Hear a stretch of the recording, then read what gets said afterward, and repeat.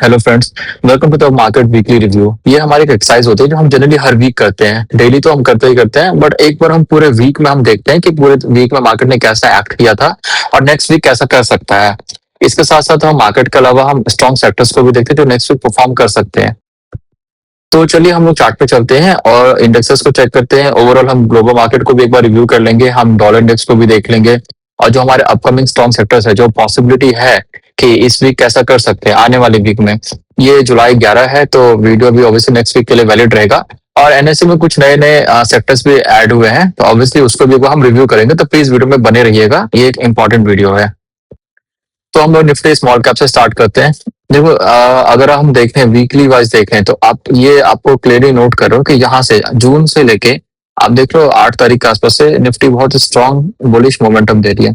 ये बीच में इम्पैक्ट पड़ा था ऑब्वियसली थोड़ा सा, बट ये पुल बैक था क्योंकि रेजिस्टेंस बन गया था यहाँ पे, तो ठीक है, उसका रिएक्शन था, उसका फिर रिटेस्ट होकर फिर वापस जा रही है। तो कहने का मतलब ये है मेरा कि अगर मैं वीकली वीडियो को देखता हूँ, वीकली में चार्ट्स को देख रहा हूँ, तो वीकली मुझे इतना समझ आ रहा है कि काफी बुलिश है। यहाँ पे बेरिश का कोई साइन नहीं है वीक बाय वीक में। आरएसआई भी देखो, अगर आप वीकली में देखो तो 67 के आसपास आया हुआ है, तो ऑब्वियसली स्कोप है अभी जाने का, बट ये एक अच्छा साइन है कि यहाँ पे बायर्स काफी एग्रेसिव है, वो बाइंग कर रहे हैं। जैसे कि यहाँ पे देखो, प्राइस ने कोशिश की थी नीचे आने की, रेजिस्टेंस बना के यहाँ पे रिटेस्ट करने की। ये एक रेजिस्टेंस जोन था ऑलरेडी, अगर आप देखोगे तो ये इसको बनाया था, बट यहाँ पे उसने टच नहीं किया, सीधे प्राइस ऊपर चली गई। तो वीकली में मैं यही कहूंगा कि अभी आपको क्या करना है, एक जो लेवल है अभी के लिए वीकली लेवल, सपोर्ट लेवल आप इसको देख सकते हो, 18,000 के आसपास का सपोर्ट लेवल आप मान के चलो। और जो एक रेजिस्टेंस लेवल है वो अभी आपका 18,500 से लेकर 18,600 के बीच का है। तो वीकली चार्ट के बेसिस पे ये आपका सपोर्ट बन गया। 500 का भी पॉइंट का हमें देखना है इस वीक मार्केट क्या करती है। अगर मार्केट ठीक रही, अगर सब कुछ कंडीशन ठीक रहा, तो आप देख सकते हो तो प्राइस इसको तोड़ के ऊपर जा सकते हैं, क्योंकि ये जो कैंडल था ना, बहुत ही बुलिश कैंडल था। अब देखो प्राइस यहाँ तक नीचे तक आई थी, ट्रम्प का भी अनाउंसमेंट हुआ था वॉर को लेकर, तो बहुत रिएक्ट किया था मार्केट ने, नीचे तक आ गई थी, बट सडनली बायर्स से इतना अच्छा पुश किया इसको कि कंप्लीटली समझ आ गया कि देखो बुलिश मार्केट है।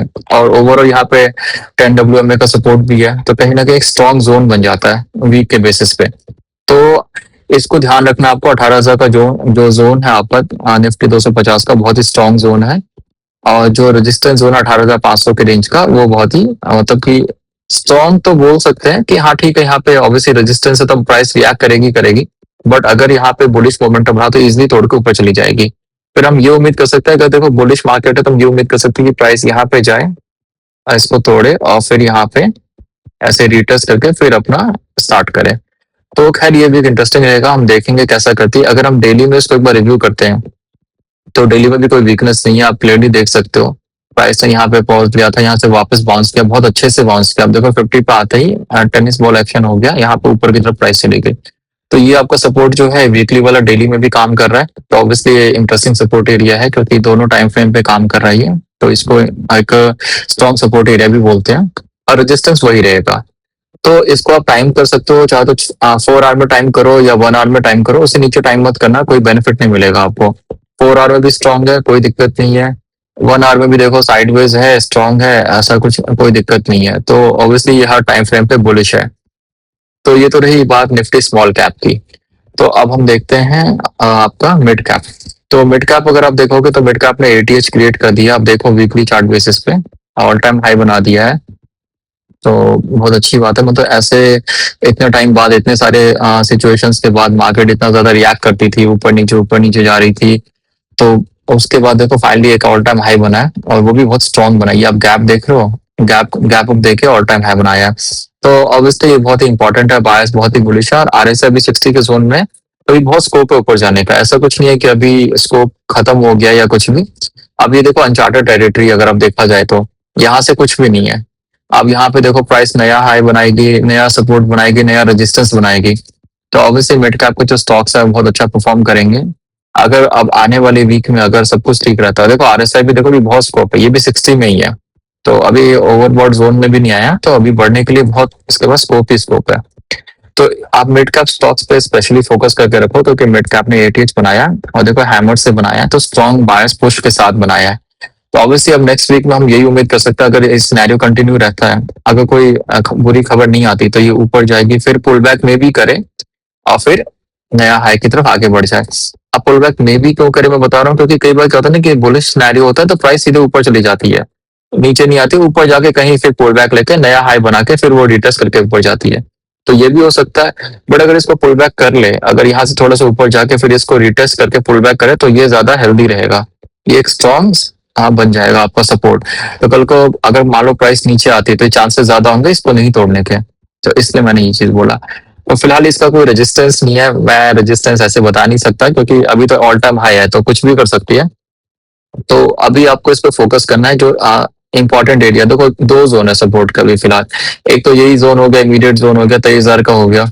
इस पे देखते हैं प्राइस क्या करती है। और एक अगर मान लो 23,000 यहाँ से ब्रेक करके नीचे आती है, रिटेस्ट यहीं से करती है, तो 22,600 के आसपास का जोन हो गया जो आपका स्ट्रॉन्ग सपोर्ट जोन है। तो यहाँ से होपफुली प्राइस वापस बाउंस बैक कर जाएगी अगर प्राइस नीचे आती है तो ये आपको ध्यान रखना है। यही आपको डेली और वीकली में टाइम है आपको करना है, बस और कुछ नहीं है। वैसे तो यहाँ पे अगर आप देखोगे तो एक सपोर्ट का भी है, गैप अप का भी सपोर्ट है। तो 22,800 का भी अगर आप 840 का देखना चाहो तो डेली में इसको भी आप यूज कर सकते हो, क्योंकि यहाँ पे मूविंग एवरेजेस का भी सपोर्ट है और गैप का भी सपोर्ट है। तो ऑब्वियसली बहुत अच्छी बाइंग हुई है। तो अगर डेली में आता है तो 22,840 के आसपास प्राइस रिटेस्ट करके फिर ऊपर जा सकती है। तो ये एक सिनेरियो हो सकता है। तो आप इसको डेली में अगर टाइम कर रहे हो तो 22,800 के 22,800 हाँ 50-55 या 8,860 के आसपास का सपोर्ट लेके चलो आप उसको। और ये वीकली सपोर्ट हो गया 22,600 के आसपास का। तो 200 पॉइंट का फर्क है, वो ज्यादा फर्क नहीं है। अब बाकी अब हम देखेंगे प्राइस कैसा यहाँ पे एक्ट करेगी। एक बार आते हैं हम निफ्टी 50 में आते हैं। तो निफ्टी 50 अभी हमारा सपोर्ट रेजिस्टेंस के बीच में चल रहा है। ऑब्वियसली यहाँ से आरएसआई ने जंप लिया है, 40 में आके वापस ऊपर की तरफ जा रही है। तो मोमेंटम चेंज हुआ है इसका। तो प्राइस ये भी स्ट्रॉन्ग है और गैप अप भी है यहाँ पे अगर आप देख सकते हो तो।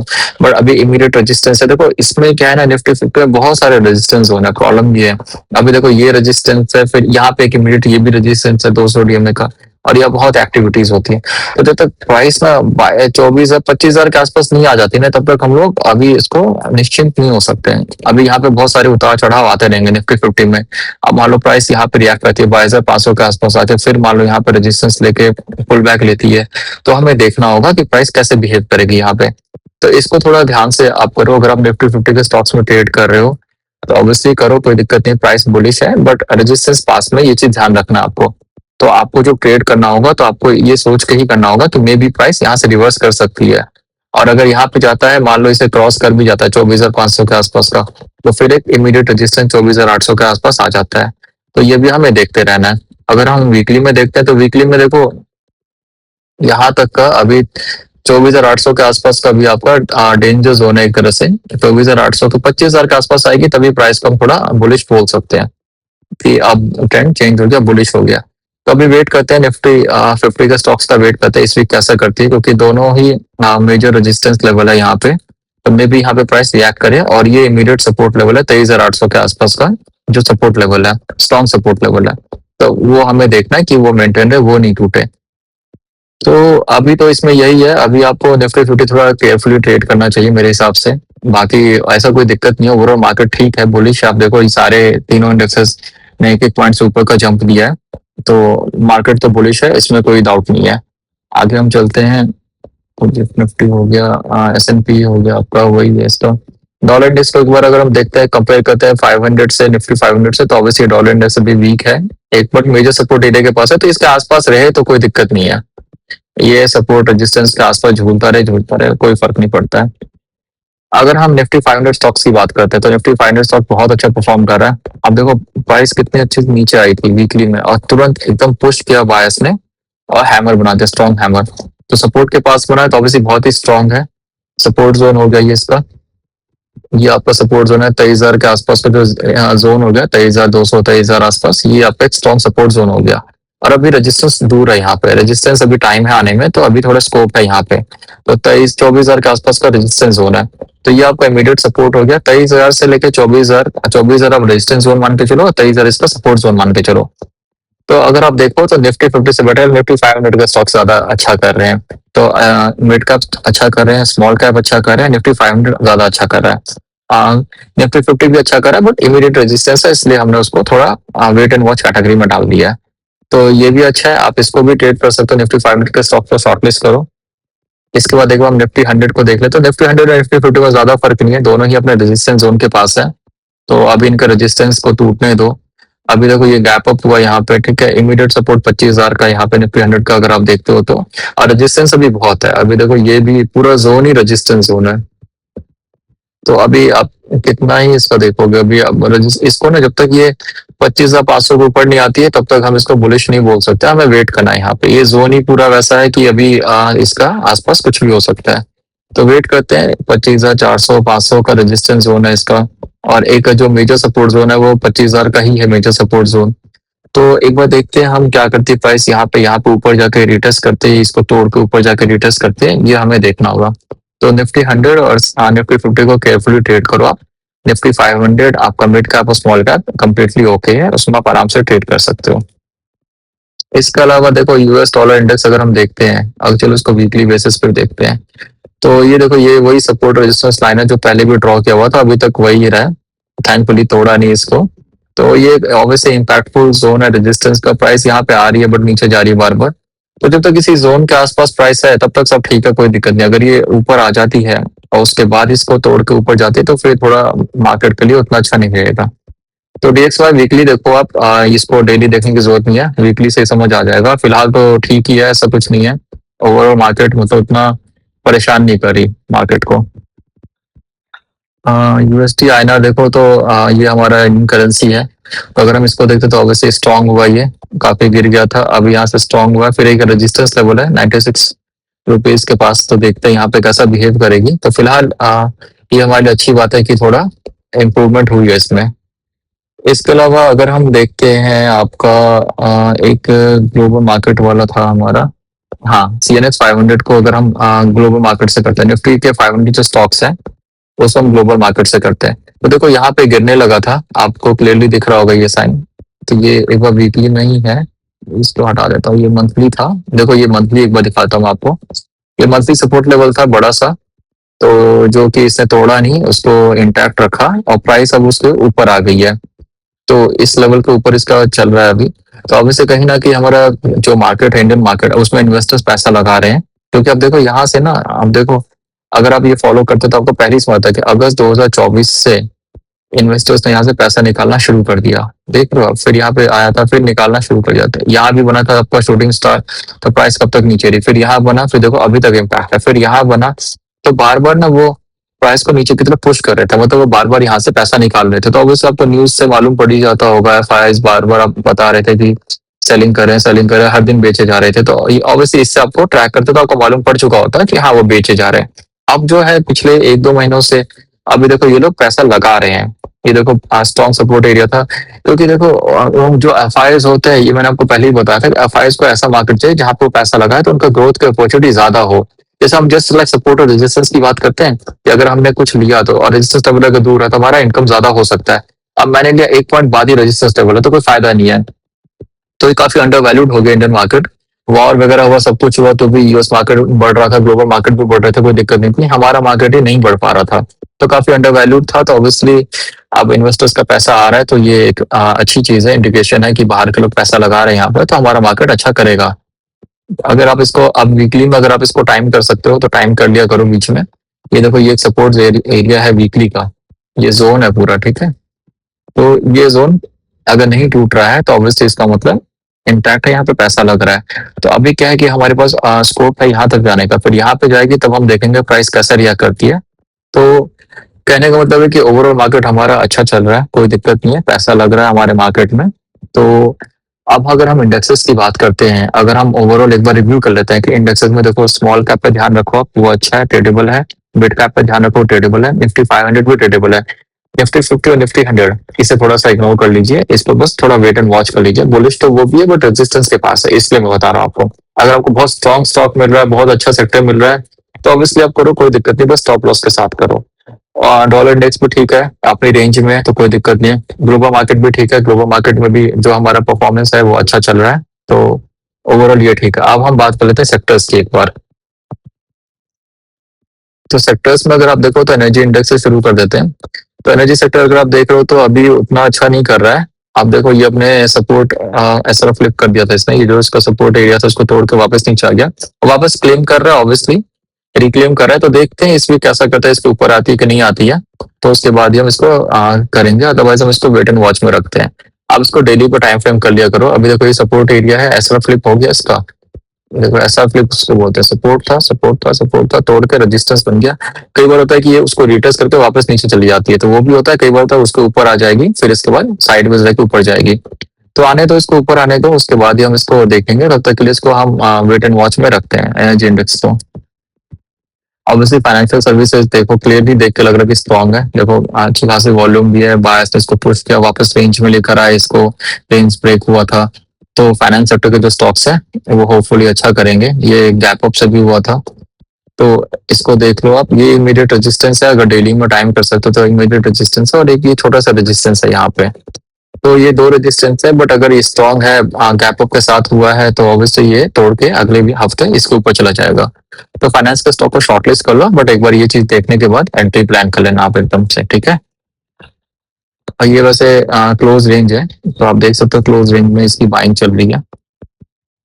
ऑटो इंडेक्स देखो अब बीच में अच्छा हो गया था, अभी देखो ये अच्छा हो गया था, अच्छा हो गया था, अभी वापस ये रेंज में आ गया है। वैसे तो टाइट वीक सही है, क्लोजली बाइंग चल रही है, बट अभी एक रेजिस्टेंस है।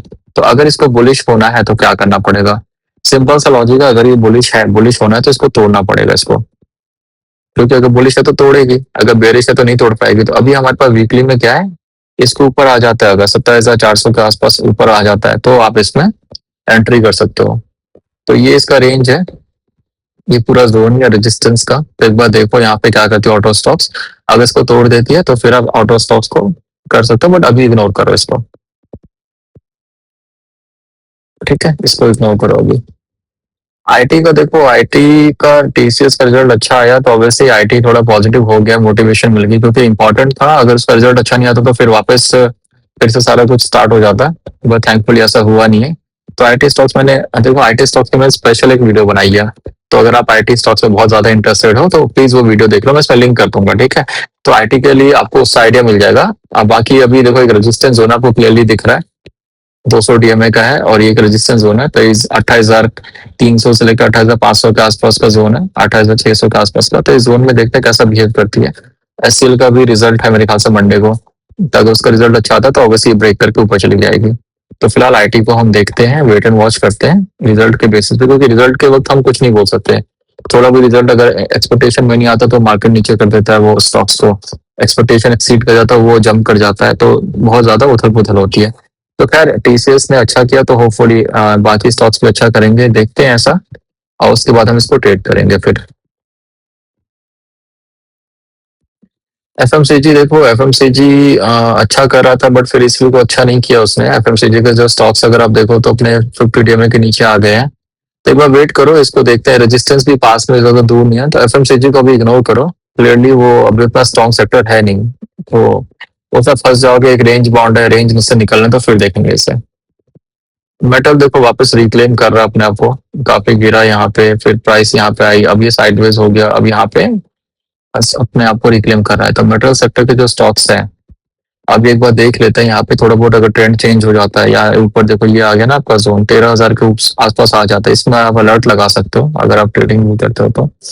ऐसा अलर्ट लगा लो, अलर्ट लगा के आपको क्या है कि जब भी ऊपर आएगा आपको खुद ही पता चल जाएगा। तो इसको वेट करो, और फिर इसके बाद अगर ये स्ट्रांग हो जाता है तो फिर आप इसके स्टॉक्स को ट्रेड कर सकते हो। मीडिया अवॉइड करो, ज्यादा मैं बोलना नहीं चाहता मीडिया के बारे में, क्योंकि बहुत मैनिपुलेशन होती है इसलिए। तो अभी फिलहाल देखो है तो सपोर्ट के पास है एक, बट मीडिया के स्टॉक्स अगर हो सके तो अभी अवॉइड करो, उतना स्ट्रांग है नहीं है। रियलिटी बहुत ज्यादा स्ट्रांग है। अब देखो अगर आप इसको वीकली वाइज देख रहे हो तो इसने अपने, मैंने लास्ट टाइम ये रेजिस्टेंस ड्रॉ किया था कि अगर स्ट्रांग होगा तो इसको तोड़ के ऊपर जाएगी, तो काफी स्ट्रांग। आप देखो यहाँ पे काफी अच्छे वॉल्यूम्स के साथ ऊपर बढ़ी है ये। तो उम्मीद करते हैं कि आने वाले दिनों में ये अपने जो ये वाला रेजिस्टेंस होना है 1,050 के आसपास का, इसको तोड़ देगी। तो पैटर्न भी काफी अच्छा है, अगर देखो किसी को मालूम पड़ेगा ये पैटर्न तो मुझे बताना। अब तो मैंने क्लियरली बता दिया वैसे। इनवर्स हेड एंड शोल्डर है, तो inverse head and shoulder weekly में है, तो वीकली में तो ऑब्वियसली स्ट्रॉन्ग साइन होता है कहीं ना कहीं। तो रियलिटी सेक्टर अच्छा है, अगर रियलिटी सेक्टर के स्टॉक्स है तो प्लीज आप उसको देखो, और उसमें आप ट्रेड करने के लिए ओके हो, क्योंकि देखो अभी कहीं से भी वीकनेस तो नहीं है रियलिटी सेक्टर में, और अभी स्कोप है आगे बढ़ने का। तो इस पे नजर रखिए आप। तो एक स्ट्रॉन्ग सेक्टर जो क्लियरली स्ट्रॉन्ग सेक्टर है वो आपको मिल गया है, ठीक है। इंफ्रास्ट्रक्चर देखो अभी इग्नोर करो, ये अच्छा खासा चल रहा था, अच्छा खासा मोमेंटम था इसका, सारा खराब कर दिया। फिर यहाँ पे देखो गैप अप भी था, फिर प्राइस चलो रेंज वापस आ गई, थोड़ा नीचे गई बट वापस रिक्लेम कर लिया। बट ये जो रेजिस्टेंस जोन है ना अभी 9550 के आसपास का, इसको टूटने दो। अभी देखो ये जोन है बेकार में, यहाँ पे आएगी फिर प्राइस वापस नीचे आ जाएगी, तो आप लेके भी बैठ जाओगे, तो इसको तो टूटने दो, उसके बाद ही इसको हम देखेंगे एक बार, तब तक के लिए हम इसको छोड़ते हैं। ये सी अभी छोड़ दो, ये भी जोन के अंदर ही है, विद इन रेंज है, तो अगर रेंज जब टूटती है, जैसे 9830 सपोर्ट है इसका और 10140 इसका रेजिस्टेंस एरिया, तो रेजिस्टेंस टूटने दो, उसके बाद हम देखते हैं क्या करता है ये। पीएसयू देखो अच्छा है, इसने अपने आप को रिक्लेम किया है वापस से, वॉल्यूम भी अच्छी हो गई इसकी। बट ये है कि अभी इमीडिएट ऐसा फ्लिप हुआ है, तो अभी एक बार इसको ऊपर आने दो। तो पीएसयू स्टॉक्स आप चाहो तो शॉर्टलिस्ट करो, बट अभी एक बार वेट कर लो यहाँ पे, अगर इसको तोड़ के ऊपर आ जाती है तो आप कर लेना इसमें ट्रेड। कमोडिटी छोड़ दो अभी। इंडियन कंजप्शन अभी देखो वीकली में अभी सपोर्ट के आसपास ही है, तो इसके स्टॉक्स को एक बार देखो, मे भी अच्छा कर सकती है, क्योंकि इसने थोड़ा सपोर्ट के वापस ऊपर आगे रिक्लेम कर लिया इसने।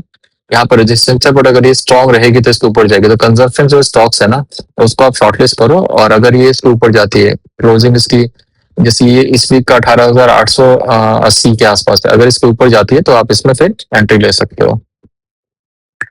ये बैंक निफ्टी ऑब्वियसली इस पर हम भी चर्चा करेंगे आगे। मिड कैप स्मॉल कैप छोड़ दो। रेलवेज तो अभी भूल जाओ, रेलवेज का टाइम गया।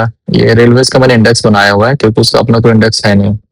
तो अगर आप ऐसे देखोगे तो देखो यहाँ के बाद तो फिर बैठ ही गया, काफी स्टॉक्स इसके डबल हो गए, ट्रिपल हो गए, बट फिर अब इसके बाद 2024 के बाद देखो ये अभी सेक्टर अभी डेड है।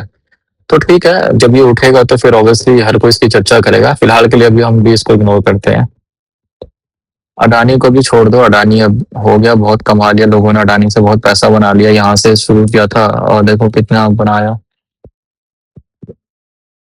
40% अडानी के स्टॉक्स बढ़े हैं, अब इससे अडानी को थोड़ा ब्रेक दे दो। अब तो सब माला माल हो चुके हैं अडानी वाले, तो इसको बाद में हम दोबारा करेंगे।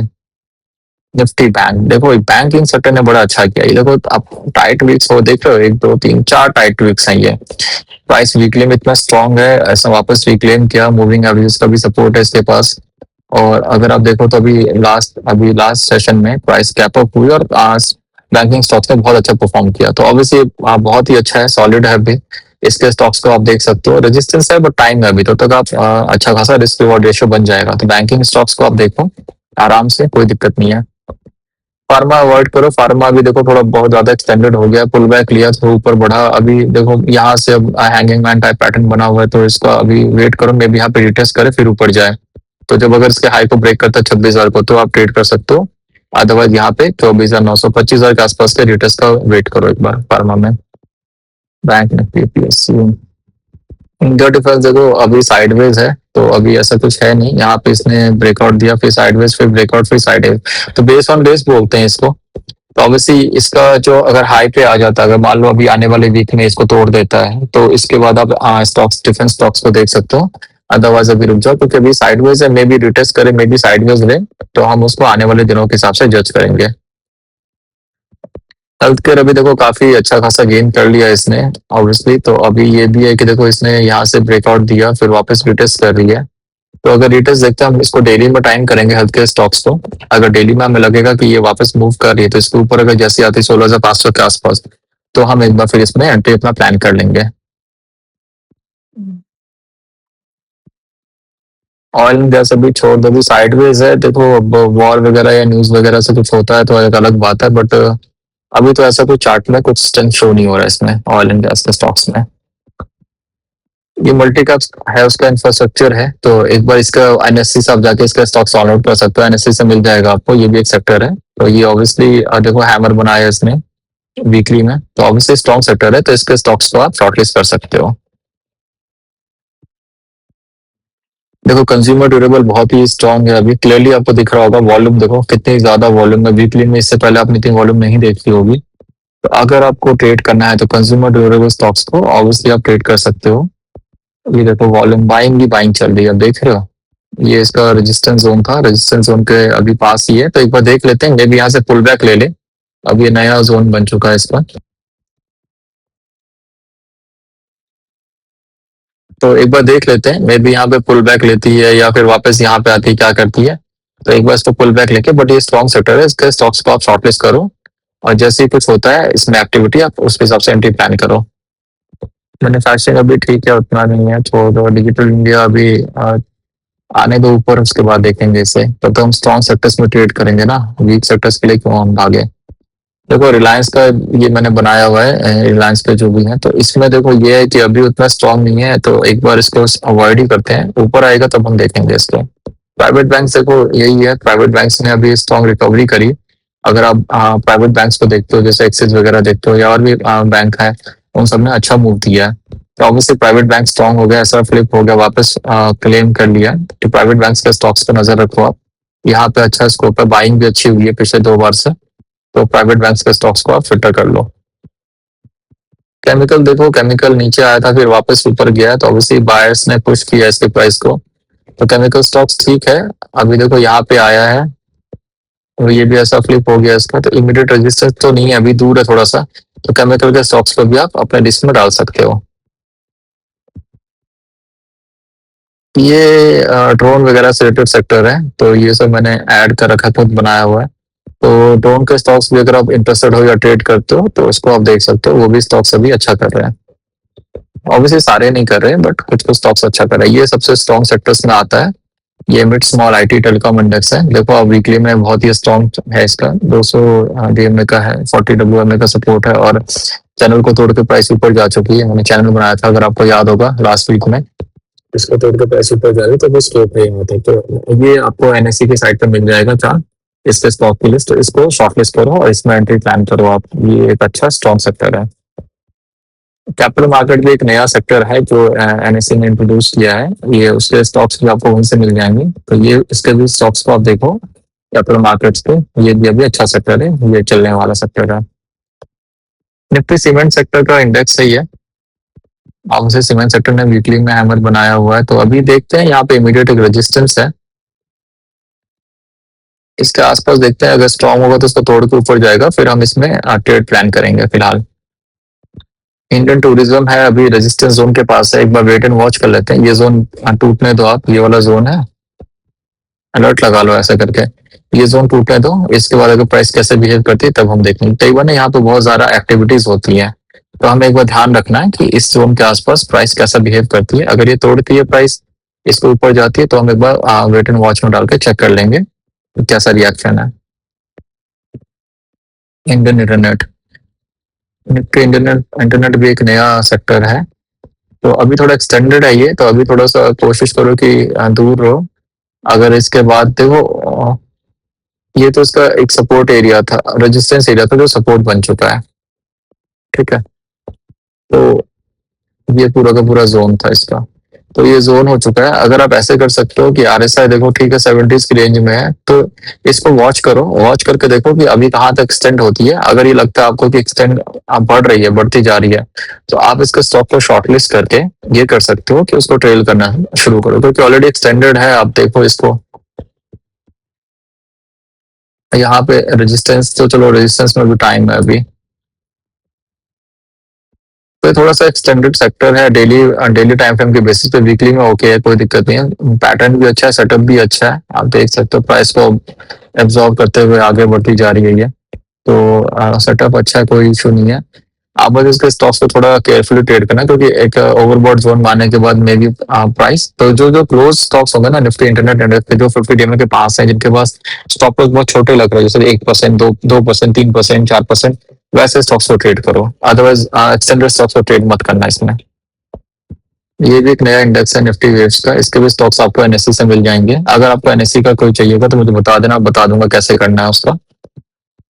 तो ये भी ठीक है, सेक्टर अभी स्टार्ट ही हुआ है इसका इंडेक्स, तो अभी इसको हम मॉनिटर करते हैं। ऑब्वियसली अभी यहाँ पे रेजिस्टेंस होना है, थोड़ा टाइम है रेजिस्टेंस में, तो इसके बाद देखते हैं, डे बाय डे देखते हैं यहाँ से कैसा करता है। अगर यहाँ से ऊपर जाता है या इसके नीचे, अगर ऊपर क्लोजिंग देता है तो ठीक है, हम इसके स्टॉक्स को ट्रेड करेंगे, अगर नीचे क्लोजिंग देता है तो हम इसको इग्नोर करेंगे।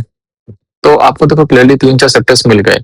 अब जैसे कि अगर मैं सेक्टर्स की बात करता हूँ, निफ्टी फाइनेंस एक स्ट्रॉन्ग सेक्टर हो गया, निफ्टी बैंक एक स्ट्रॉन्ग सेक्टर हो गया, इसके अलावा आपका रियलिटी स्ट्रॉन्ग सेक्टर हो गया।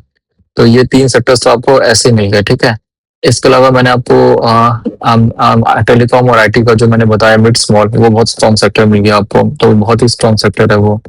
वो देखो आप, इंफ्रास्ट्रक्चर देखो, अगर आप इसको डेली में टाइम करते हो तो यहाँ पे रेजिस्टेंस जोन है, और तो एक बार इसको वेट कर सकते हो, क्योंकि देखो ज्यादा दूर रेजिस्टेंस है नहीं, प्राइस स्ट्रांग है, पर रेजिस्टेंस तुरंत आ रहा है, तो एक बार इसको वेट कर लो आप अगर चाहो तो। अगर आपको बहुत लगता है कि नहीं, इनको बहुत कन्विक्शन है, हाई कन्विक्शन है आपके पास कि नहीं, मोबाइल इंफ्रास्ट्रक्चर के बहुत स्ट्रॉन्ग स्टॉक्स हैं जो बहुत अच्छा मूव दे सकते हो, तो आप ले सकते हो ट्रेड, क्योंकि ऑब्वियसली एक स्ट्रॉन्ग सपोर्ट जोन पे है। तो ये हो गया एक सेक्टर आपका। आपका पीएसयू तो अभी छोड़ देते हैं। तो आपके पास चार पांच सेक्टर्स तो देखो क्लियरली आपको मिल चुके हैं। तो ये कहने का मतलब ये है कि हम चार पांच सेक्टर के स्टॉक्स देखो आने वाले दिनों में, निफ्टी बैंक हो गया, प्राइवेट बैंक हो गया, आपका ये रियल्टी होगा। रियल्टी क्लियरली बहुत ही स्ट्रॉन्ग सेक्टर है, आपने देखा ही इसको, कोई भी वो नहीं है, ब्लॉकेज नहीं है। मिड स्मॉल आईटी टेलीकॉम देखो बहुत ही स्ट्रॉन्ग सेक्टर है, क्लियरली आपने देखा कि वहां पे कोई भी इशू नहीं है। डिफेंस सेक्टर देखो, डिफेंस भी रिकवर कर रहा है, अगर आप ऐसे देखते हो तो एक बार हम देख लेंगे कि नेक्स्ट वीक कैसा करता है। तो ये भी एक सेक्टर है जिस पर नजर रख सकते हो आप। हेल्थ केयर भी है, नजर रख सकते हो। तो आपको तीन चार स्ट्रॉन्ग सेक्टर, अगर आपको हर वीक तीन चार स्ट्रॉन्ग सेक्टर्स मालूम पड़ जाते हैं जो आपको लगता है कि नहीं वीकली बेसिस पे बहुत ही अच्छा करने वाले हैं, तो ऑब्वियसली उनके स्टॉक को शॉर्टलिस्ट करो। और कैसे शॉर्टलिस्ट करोगे ये आपको पता है कि आपको देखो सिंपल सा तरीका है। आपने इंडेक्सेस देखे, इंडेक्सेस देखे, मुझे मालूम पड़ गया कि भाई कौन कौन से इंडेक्सेस स्ट्रॉन्ग है। मुझे मालूम पड़ा कि नहीं, स्मॉल कैप अच्छा है, स्ट्रॉन्ग है, आराम से कर सकते हैं। मिड कैप तो बहुत ही स्ट्रॉन्ग है, एटीएच पे आ गया तो ये तो आराम से कर सकते हैं। और CNX 500 को हम एक बार आराम से कर सकते हैं। तो हम इन तीन सेक्टर, तीन जो इंडेक्सेस हैं इनके स्टॉक्स को लेंगे हम, और उसके बाद हम सेक्टर्स देख लेंगे। जैसे मान लो मुझे अभी पसंद आ रहा है मिड कैप के स्टॉक्स, बहुत पसंद आ रहे हैं, मतलब एग्जाम्पल है, पसंद नहीं आ रहे मुझे, ऐसा ऐसा कोई पसंद नापसंद नहीं रखनी चाहिए, क्योंकि अगर आप ट्रेडिंग करो तो आपका मेथड इंपॉर्टेंट होता है, चॉइस पर्सनल फीलिंग्स इंपॉर्टेंट नहीं होती है। तो ये चीज का आपको ध्यान रखना। तो मिड कैप मुझे देखो बहुत ही स्ट्रांग लग रहा है। अब मैं मिड कैप में, अब मैंने सेक्टर्स देखे, मुझे फाइनेंस सेक्टर मान लो कि देखा मैंने कि हाँ स्ट्रॉन्ग सेक्टर है, या मैंने कोई भी सेक्टर देख लिया, अभी जो भी कोई स्ट्रॉन्ग सेक्टर दिख रहा है आपको, मान लो कि आपको लग रहा है कि रियलिटी बहुत स्ट्रॉन्ग है, तो मैं इसमें जाके रियलिटी सेक्टर के जो स्टॉक्स है ना मिड कैप में, उसको मैं शॉर्टलिस्ट करके अपने वॉचेस में डाल दूंगा। और मैं एक बार देख लूंगा कि अब जो मार्केट मंडे ओपन होता है तो वो कैसा बिहेव करती है। अगर मार्केट ओवरऑल बुलिश है, कोई दिक्कत नहीं है, तो मैं उसमें एंट्री प्लान कर लूंगा स्टॉप लॉस के साथ। तो ये तरीका है, और कोई तरीका है नहीं। तो मैंने आपको इंडेक्सेस के बारे में बता दिया, जो स्ट्रॉन्ग सेक्टर्स है उसके बारे में मैंने बता दिया आपको। अब आपको क्या करना है कि आपको बस अपने ट्रेड को प्लान करना है, अच्छे स्टॉक सिलेक्ट करने हैं आपको, सेक्टर्स और इंडेक्सेस के अकॉर्डिंगली आप सिलेक्ट करो। आप स्टॉप लॉस छोटे रखो, कोशिश करो 50 डीएमए के पास में हो तो ज्यादा अच्छा रहेगा, क्योंकि अगर ऐसा हिट होता भी तो बहुत कम स्टॉप लॉस लगेगा आपका। एक्सटेंडेड स्टॉक्स बहुत ट्रेड करना, कोई न्यूज में आ रहा है, जैसे मान लो अभी कल्याण ज्वेलर्स बहुत न्यूज में आ रहा है, ऑब्वियसली उसने बहुत अच्छा मूव दिया है, बट अभी हम नहीं बोल सकते क्योंकि बहुत इतने अच्छे मूवमेंट को हो सकता है वो पुल बैक करे, उसको प्रॉफिट बुकिंग को बहुत चीजें हो सकती है। तो ऐसे स्टॉक से थोड़ा दूर रहे, जब उसका बेस बन जाए, सेटअप हो जाए, फिर आप करें। तो यही ट्रेडिंग का तरीका है, ज्यादा कुछ है नहीं। आपको ओवरऑल मार्केट का सपोर्ट चाहिए, आपको ओवरऑल सेक्टर का सपोर्ट चाहिए, फिर आप स्टॉक सेलेक्ट करते हो, फिर आपको अपना टेक्निकल स्किल तब आप दिखा सकते हो। खराब मार्केट में आप कितने भी स्किलफुल हो, काम नहीं आएगा, ये चीज ध्यान रखो। तो आप ऑब्वियसली अगर आप लॉन्ग कर रहे हो तो मैं उसकी बात कर रहा हूँ, अगर आप शॉर्ट कर रहे हो तो उसके लिए शॉर्ट के लिए सब कुछ अलग होता है, वो भी आपको यूज करना पड़ता है, उसमें भी आपको देखना पड़ता है कि कैसे क्या करना है। तो फिलहाल हम भी इतना ही इसी पे बात करेंगे। तो अभी क्या है कि आप देखो सिंपल सी चीज है, आप स्टॉक सेलेक्ट कर लो, पैटर्न वगैरह मिलता है तो पैटर्न वगैरह देख लो। आईटी का मैंने एक अलग से बना रखा है वीडियो, स्पेशली बनाया था क्योंकि आईटी एक इंपॉर्टेंट सेक्टर है, उसको इग्नोर नहीं कर सकते हम लोग लंबे टाइम तक। तो इसके लिए मैंने एक वीडियो बनाया था, काफी लोगों का पैसा भी लगा होगा, वैसे काफी लोग सोच भी होंगे उसके बारे में, इन्वेस्ट करे कि नहीं करे। तो मैं भी आईटी सेक्टर का बहुत बड़ा फैन हूँ, तो ऑब्वियसली मैं भी चाहता हूँ कि हाँ आईटी सेक्टर अच्छा करे, हमारे देश के लिए भी अच्छा, इकोनॉमी के लिए भी बहुत अच्छा है। तो प्लीज वो वीडियो जरूर देखें, मैं उसको टैग कर दूंगा, और चैनल को लाइक और सब्सक्राइब कर लीजिएगा। कोई भी डाउट है, कोई भी क्वेश्चन है तो आप मुझे बता सकते हैं, आप मैसेज कर दीजिएगा, मुझे टेलीग्राम पे मैसेज कर दो चाहे तो, मैं उसको देख के रिस्पॉन्स कर दूंगा आपको। तो इस वीक के लिए इतना ही है। Hopefully next week market bullish रहेगा, क्योंकि अभी सीज फायर का भी फिर से अनाउंस किया है ट्रंप ने, तो उसका मे भी रिएक्शन आए, मार्केट अच्छा बिहेव करे। तो अभी कोई वीकनेस नहीं है। अब रिजल्ट्स है इस वीक, इस मंथ में अपकमिंग, जैसे एससीएल का रिजल्ट है मंडे को, तो देख लेते हैं कैसा रिएक्ट करती है। अगर सब ठीक रहा तो मार्केट यहाँ से अपनी रैली स्टार्ट करेगी और होपफुली न्यू हाइस बनाए। तो ठीक है, आज के लिए बस इतना है, फिर मिलते हैं नेक्स्ट वीडियो में, तब तक के लिए बाय बाय।